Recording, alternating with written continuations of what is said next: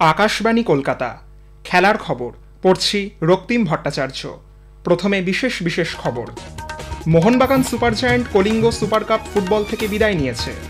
চেন্নাইয়ের এমএ চিদম্বরম স্টেডিয়ামে আজ আইপিএলের ম্যাচে চেন্নাই সুপার কিংস পাঞ্জাব কিংসের মুখোমুখি হয়েছে। আগামীকাল আইপিএলের ম্যাচে মুম্বাই ইন্ডিয়ান্স রাজস্থান রয়্যালসের বিরুদ্ধে খেলবে।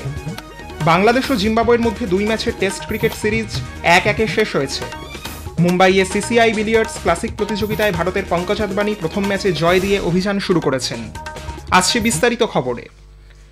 Mohun Bagan super giant Kalinga super cup football থেকে বিদায় নিয়েছে। ভুবনেশ্বরের কলিঙ্গ স্টেডিয়ামে আজ প্রথম সেমিফাইনালে এফসি গোয়া 3-1 গোলে মোহনবাগানকে হারিয়ে দেয়। বিরতিতে খেলা 1-1 ছিল। গোয়ার পক্ষে bison Fernandez, Iker গোয়ারেক্সেন, Borja Fernandez গোল করেছেন। মোহনবাগানের হয়ে একমাত্র গোলটি করেছেন সুহেল ভাট। আজ দ্বিতীয় সেমিফাইনালে মুম্বাই সিটি এফসি জামশেদপুর এফসির মুখোমুখি হয়েছে। ভারত এএফসি এশিয়ান কাপের যোগ্যতা অর্জন পর্বের ম্যাচে আগামী 10ই জুন থাইল্যান্ডের বিরুদ্ধে খেলবে। এজন্য ভারতীয় দলের প্রস্তুতি শিবির কলকাতায় 18ই মে শুরু হওয়ার কথা। 29শে মে ভারতীয় দল থাইল্যান্ড উড়ে যাবে। ফিফা র্যাঙ্কিংয়ে বর্তমানে ভারত 127 এবং থাইল্যান্ড 99তম স্থানে আছে। উল্লেখ্য, ভারত যোগ্যতা অর্জন পর্বে প্রথম ম্যাচে বাংলাদেশের সঙ্গে ড্র করেছিল। আসন্ন কলকাতা ফুটবল লিগের আগে আইএফএ রেফারিদের নিয়ে এক কর্মশালার আয়োজন করছে। দুদিনের কর্মশালা যুবভারতী ক্রীড়াঙ্গন সংলগ্ন মাউন্টেনিয়ারিং ও অ্যাডভেঞ্চার স্পোর্টস ফাউন্ডেশন হলে আগামীকাল শুরু হবে। সর্বভারতীয় ফুটবল ফেডারেশনের চিফ রেফারি আধিকারিক ট্রেভার কেটলে, জাতীয় রেফারি ম্যানেজার রাহুল কুমার গুপ্ত, ভিডিও অ্যানালিস্ট আশুতোষ সুরেশ উপস্থিত থাকবেন। চেন্নাইয়ের এমএ চিদম্বরম স্টেডিয়ামে আজ আইপিএলের ম্যাচে চেন্নাই সুপার কিংস পাঞ্জাব কিংসের মুখোমুখি হয়েছে।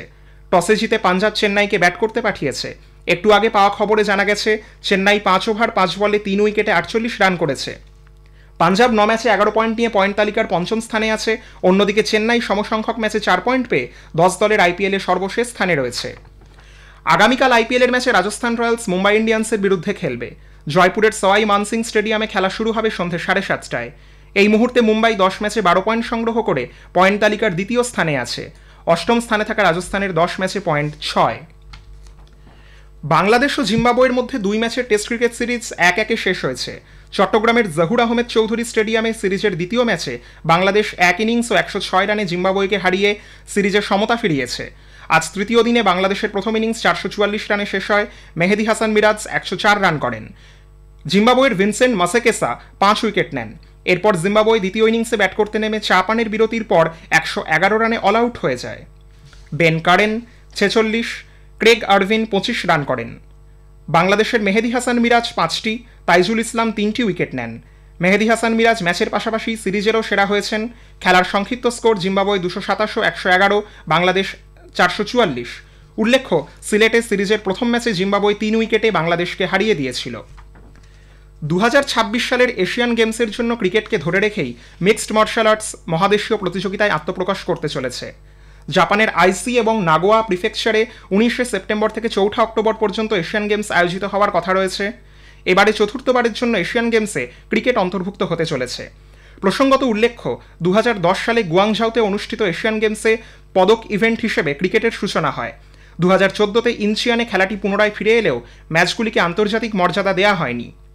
তবে 2023 সালে হ্যাংজাওতে অনুষ্ঠিত এশিয়ান গেমসে এই খেলা ফিরে আসার পরে আন্তর্জাতিক ক্রিকেট কাউন্সিল আইসিসি প্রত্যেকটি ম্যাচকে আন্তর্জাতিক মর্যাদা প্রদান করে। মুম্বাইয়ে সিসিআই বিলিয়ার্ডস ক্লাসিক প্রতিযোগিতায় ভারতের পঙ্কজ আদবানি প্রথম ম্যাচে সহজেই জয় পেয়েছেন। গতকাল তিনি 860, 170 ব্যবধানে তথ্য সাজদেবকে পরাজিত করেন। অন্যদিকে ঋষভ থাক্কর 495, 313 ব্যবধানে হিতেশ কোটওয়ানিকে এবং রোহন জাম্বুসারিয়া 611, 294 ব্যবধানে অনুরাগ বাগড়ির বিরুদ্ধে জয়লাভ করেছেন। কলকাতায় সর্বভারতীয় ব্রিজ প্রতিযোগিতার আসর বসছে। নিউটাউনের বিশ্ববাংলা কনভেনশন সেন্টারে 4 দিনের প্রতিযোগিতা আগামীকাল শুরু হবে। ব্রিজ ফেডারেশন অফ ইন্ডিয়ার সচিব দেবাশিস রায় গতকাল জানিয়েছিলেন, দেশের সব শীর্ষস্থানীয় সহ প্রায় 500 প্রতিযোগী টিম ও পেয়ার্স ইভেন্টে অংশ নেবেন। মোট 80টি দল এই প্রতিযোগিতায় অংশ নেবে। এছাড়া নরওয়ে ও ইসরায়েল থেকে 2টি দল যোগদান করবে। প্রতিযোগিতার মোট পুরস্কার অর্থ 8 লক্ষ টাকা। শেষ করার আগে খেলার খবরের বিশেষ কিছু অংশ আরও একবার। Mumbai super giant Kalinga super cup football থেকে বিদায় নিয়েছে। চেন্নাইয়ের এমএ চিদম্বরম স্টেডিয়ামে আজ আইপিএলের ম্যাচে চেন্নাই সুপার কিংস পাঞ্জাব কিংসের মুখোমুখি হয়েছে। খেলার খবর শেষ হলো। পরবর্তী খবর রাত 10টায়।